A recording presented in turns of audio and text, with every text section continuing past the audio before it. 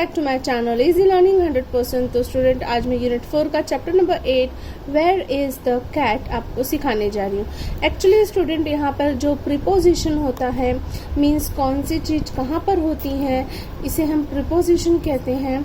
सो जैसे कि किसी का प्लेस बताना, कोई चीज़ ऊपर रखी है, नीचे रखी है, अंदर रखी है, किसी के पास रखी है, पीछे रखी है, तो इसी को हम प्रीपोजिशन कहते हैं। तो अभी आप फर्स्ट स्टैंडर्ड में, तो आपको बेसिक समझने के लिए, कॉन्सेप्ट को समझाने के लिए आपको यहाँ पर एक पिक्चर्स दिया है और उस पिक्चर्स में कैट का पोजीशन दिया है। लाइक देखिए यहाँ पर एक कार है, उस कार पर बिल्ली अलग अलग प्लेस पे बैठी है और उसका पोजीशन आपको बताया गया है। ओके, तो एक कैट का पोजीशन है, तो जिसकी वजह से आप बेसिक कॉन्सेप्ट जो है कि सीख लेंगे। यही आगे चल के आपको प्रीपोजिशन होगा। तो चलिए हम स्टार्ट करते हैं। Where is the cat? Okay, where is the cat?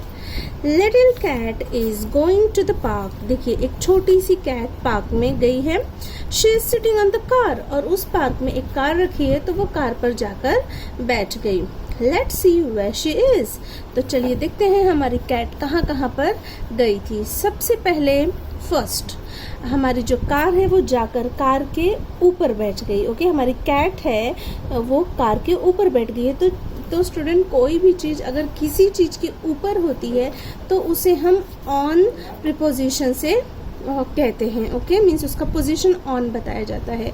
Like this book is on the table. Okay, ये जो मेरी बुक है वो एक टेबल पे रखी हुई है।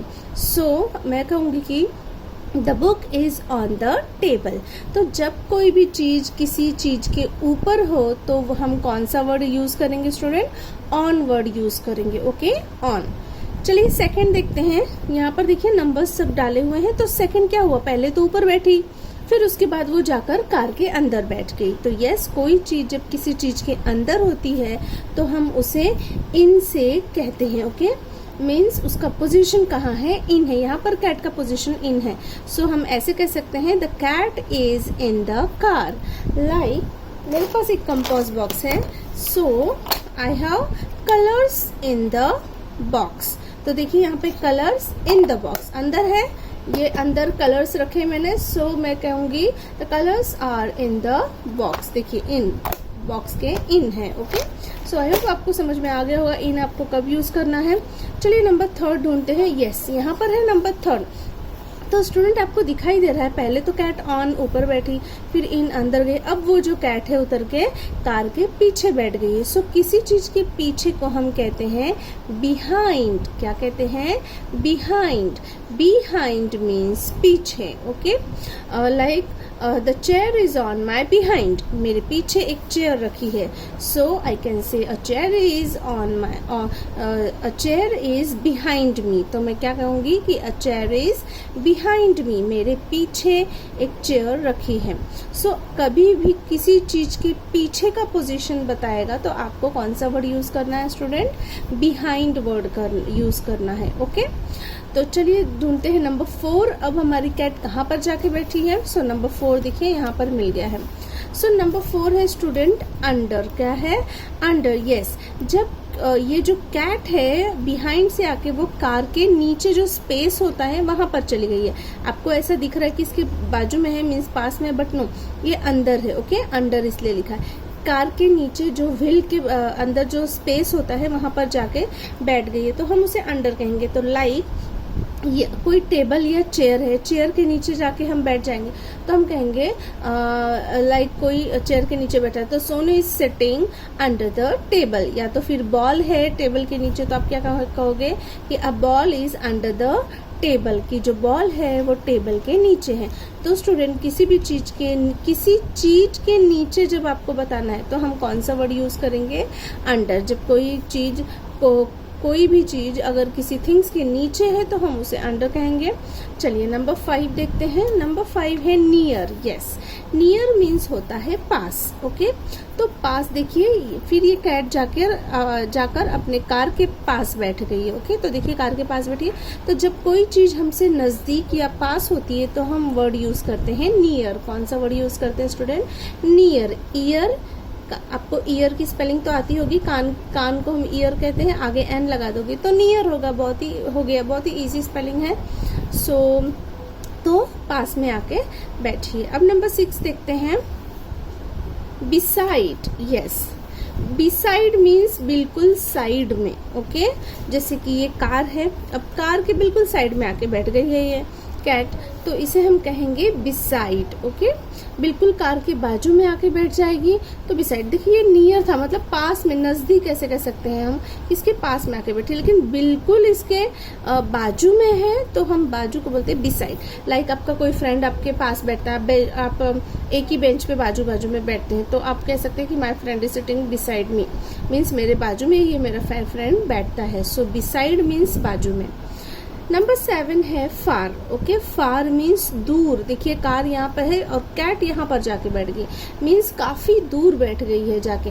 सो जब कोई चीज हमसे दूर होती है या किसी थिंग से दूर होती है तो स्टूडेंट हम वर्ड यूज करते हैं फार। ओके, सो फार मीन्स दूर। एक बार फिर से जो भी पोजीशन है कैट की वो मैं फिर से रिवाइज करती हूँ। तो नंबर 1 है ऑन मीन्स ऊपर, इन मीन्स अंदर, बिहाइंड मीन्स पीछे, अंडर मीन्स नीचे, नियर मीन्स पास, बिसाइड मीन्स बाजू में, फार मीन्स दूर।